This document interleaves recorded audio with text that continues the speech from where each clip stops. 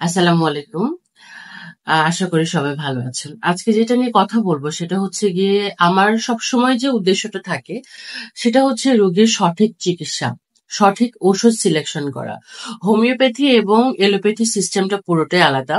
Homeopathy হচ্ছে রোগী treatment করে। আপনার কি সমস্যা, আপনার কি লক্ষণ দেখা দিচ্ছে, আপনার কি সিমটম আছে সেটার উপর ডিপেন্ড করে মেডিসিন সিলেকশন করা হয়।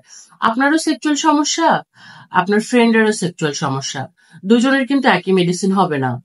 আপনার ধরেন সহবাসের টাইম 2 মিনিট পাচ্ছেন, সে হয়তো বা 4 মিনিট পাচ্ছে।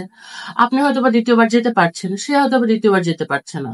আপনার ডায়াবেটিস আছে, তার ডায়াবেটিস নেই। আপনার গ্যাস্ট্রিকের সমস্যা নেই, তার গ্যাস্ট্রিকের সমস্যা আছে।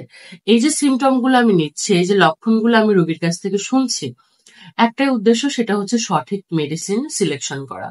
কারণ হোমিওপ্যাথিতে আপনার সিমটমের উপর ডিপেন্ড করেই কিন্তু মেডিসিনটা সিলেকশন করবে, এবং সঠিক মেডিসিন, সঠিক মাত্রা এবং অরিজিনালটা দিলেই তবে আপনার রেজাল্ট ভালো আসবে, তাছাড়া কিন্তু রেজাল্ট ভালো আসবে না।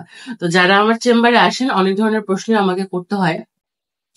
তো এবং এগুলো আমি কিছু কিছু কথা আমি অনলাইনে দিই যেন আপনারা রোগীরা বুঝতে পারেন, এবং রোগীর ফেস আমি শো করি না, আমি আমার ফেসেই, মানে রোগী কথা বলছে, আমি ক্যামেরা আমার দিকে রাখছি। এতে রোগীর প্রাইভেসিটা নষ্ট হয় না।